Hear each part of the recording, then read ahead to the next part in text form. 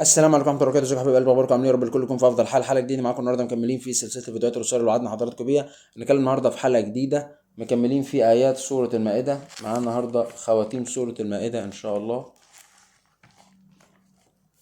معانا النهارده من الايه 118 ربنا عز وجل بيقول: اعوذ بالله السميع العليم من الشيطان الرجيم، بسم الله الرحمن الرحيم: ان تعذبهم فانهم عبادك وان تغفر لهم فانك انت العزيز الحكيم. قال الله: هذا يوم ينفع الصادقين صدقهم، لهم جنات تجري من تحتها الانهار خالدين فيها ابدا رضي الله عنهم ورضوا عنه، ذلك الفوز العظيم. لله ملك السماوات والأرض وما فيهن وهو على كل شيء قدير. صدق الله العظيم. دي كانت آيات النهاردة، وكده خلصنا سورة المائدة، عشان إن شاء الله نبدأ في الآيات الجاية في سورة جديدة. معانا حلقة النهاردة بنتكلم على إيه؟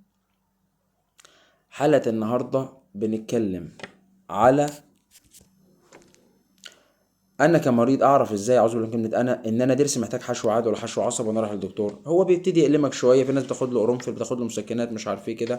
بس انت الافضل بتروح عند الدكتور وهو يحدد لك، لان في ناس بسيطه جدا بتروح عند الدكتور بتقول ايه، هو تشيل حشو عادي دكتور احسن من حشو عصب. هو الحكايه مش نقاوه يعني.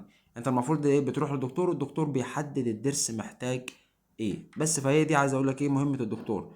انت بس الالم طالما بدأ يشد عليك كده، المفروض انك انت ايه تروح للدكتور. وكل ما تروح في حاله بدري بيكون احسن لك، لان حتى انت كده كده سنه هتحش عصب.